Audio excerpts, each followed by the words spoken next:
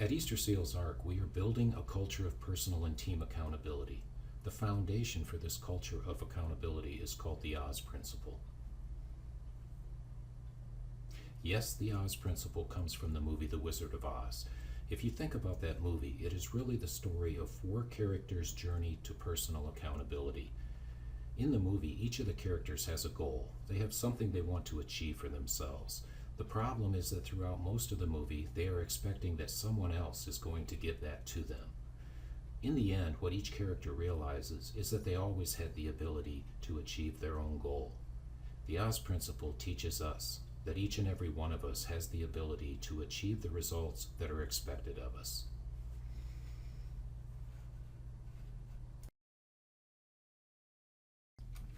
A typical way of viewing accountability is to wait until a result doesn't happen and then ask the question, who is accountable for failing to achieve the result? In other words, we wait until something goes wrong and then want to blame someone. What about the heart that you promised Tin Man? And the courage that you promised Cowardly Lion? Well, I'm Scarecrow's prey. At this point in the movie, our characters still have not achieved their goal. So who do they blame? They blame the wizard. But the Oz Principle teaches that once you know what that result is supposed to be, you want to start at the beginning by asking who is accountable for achieving the result.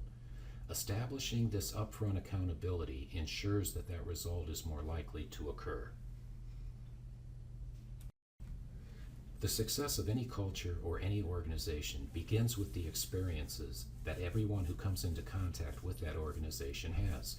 If those experiences are positive, it will lead those people to feel positively about the organization and do things that are more likely to help the organization become successful. We want every experience of every person who comes in contact with Easter Seals Arc to be positive. When we ask the question, who is accountable for achieving the result, we do this by implementing the steps to accountability. See it, own it, solve it, and do it. See it means you must see the reality of where you are. In other words, you must be willing to recognize that you're engaging behaviors that are not helping you move ahead in whatever you want to do. You must see the things that need to be done in your role in getting those things done. See it ties into our agency values of customer focus and respect. We need to see the things that our customers need from us, our clients, our families, our partners in the community. We also have a very diverse workforce and diverse client population. We need to see the uniqueness and difference of everybody that we work with and everyone that we work for.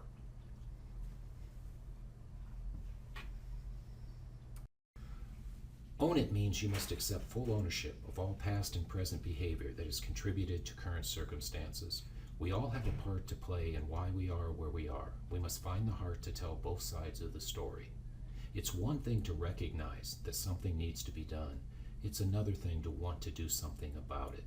That is owning it. Own it ties into our value of excellence. We value people who get involved and show a sense of urgency, so we will own it and move on to create innovative solutions for the people that we serve. Once you are willing to do something about a problem, the next step is, what are you going to do about it? That's called solve it. Solving it means solving real problems, not tackling illusionary ones or just changing for change's sake. We can do this by constantly asking, what else can I do to get the results I want? Solving it is not an extra activity, it is part of the job. That question, what else can I do to get the results I want, is key to personal and team accountability. Remember the mission statement, creating solutions, changing lives. We can't do that if we're not willing to solve difficult issues. Solve it ties into our value of independence. We believe in greater independence for all the people we serve. We need to be creative and solve the issues and challenges that face the people that we serve. Once you know what it is you want to do about a problem, the final step is to simply go ahead and do it. Embrace your full responsibility for results and remain answerable for your progress in attaining those results, regardless of how or why you managed to get into your current situation. We want you to feel empowered to do your job, Not every situation requires permission or approval from your supervisor. If it's a situation you can handle, then go ahead and do your job. Do It ties into our sense of shared purpose. We have an enthusiastic sense of mission. We believe that to better meet our mission, we must work as a unified organization. So together, we will actively do it and make results happen. This is the key to team accountability. The idea of see it, own it, solve it, do it seems pretty straightforward. So why do people have problems with accountability? The answer is because we're human. When things don't go well, nobody wants to be the one who's found at fault. Nobody wants to be the one who's blamed. The victim cycle causes us to make statements like, well, I didn't do it because it's not my job. There's nothing I could have done about that.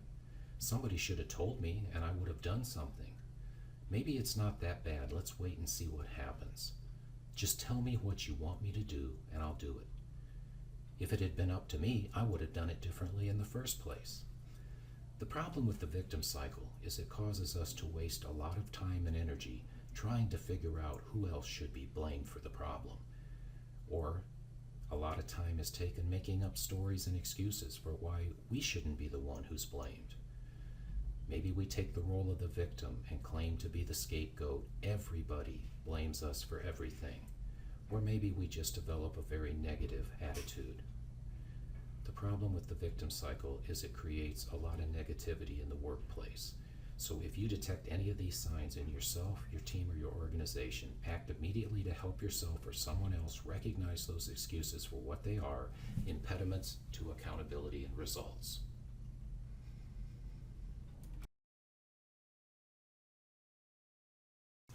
The Oz principle teaches that there are two kinds of behavior, above the line and below the line. Above the line are the steps to accountability. See it, own it, solve it, and do it. Below the line is the blame game, the finger pointing, the excuse making, the not taking responsibility for your own actions. The following video demonstrates first below the line and then above the line behavior. Oh, man, you guys are crazy.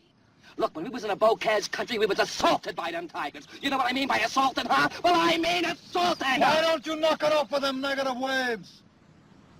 Why don't you dig how beautiful it is out here? Why don't you say something righteous and hopeful for a change? That is how you deal with a negative coworker. We all need feedback to know how we're doing in our job performance. Getting feedback from others about where you get stuck can help you and your team become more successful. Asking for and giving feedback to one another keeps the team moving forward more rapidly. The problem with feedback, though, is we may not always like the feedback that we get. No one likes to be told that they're not doing as well as they could. So sometimes we choose to filter the feedback we get as invaluable or not true. We may feel the need to do this because we don't want to believe it or because we cannot really see it in ourselves. We have different ways that we filter feedback that we don't want to hear. We may question the accuracy of it. I'm not sure that's even accurate. Or that person really has no basis for saying that about me. It's just not relevant, has nothing to do with me or my job. I just don't think they're right.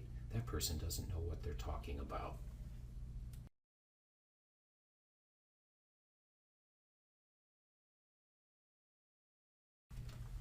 The Oz principle teaches that there are two useful filters that we want to run negative feedback through.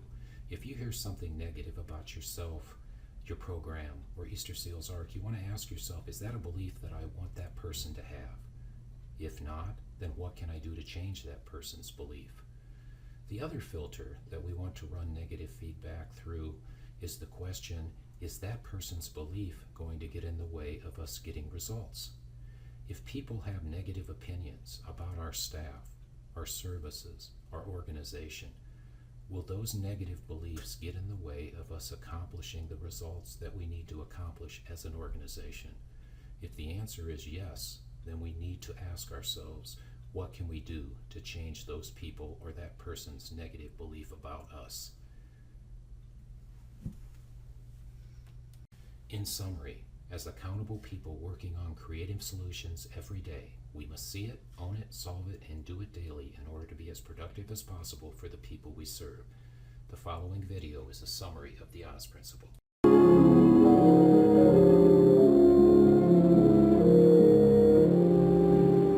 Oh, will you help me? Can you help me? You don't need to be helped any longer. You've always had the power to go back to Kansas. I have. Then why didn't you tell her before? Because she wouldn't have believed me. She had to learn it for herself. What have you learned, Dorothy? Well,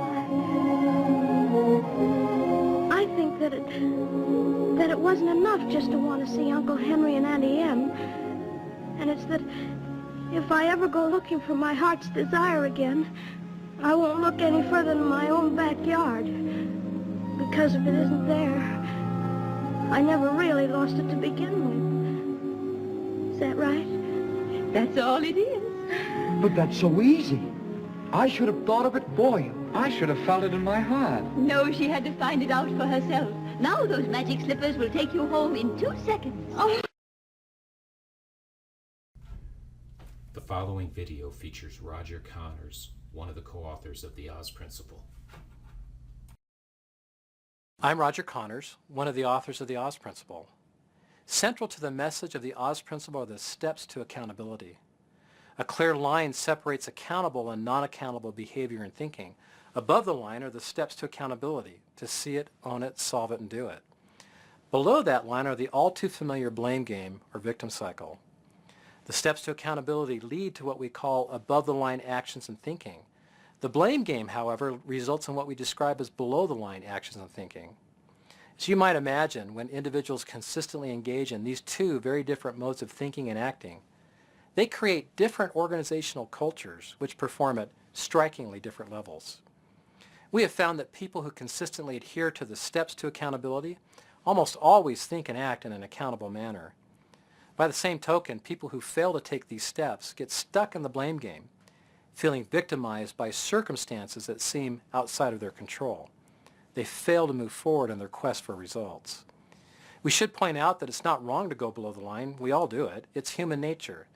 In fact, we can all occasionally benefit from venting our frustrations about the obstacles that block our paths or sound off about the situations that seem to spin out of our control. However, if we remain stuck below the line, we become more focused on what we cannot do rather than on what we can do. In that case, we set our sights on the obstacles we face, not on the actions we can take to get past those obstacles and achieve the results we want. People who are habitually below the line don't get results.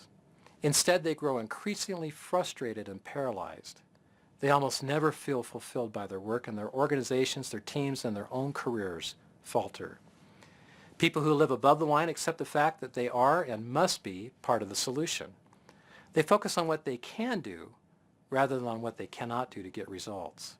They look for creative ways to deal with obstacles, which they view as opportunities to make great things happen rather than as excuses for failures.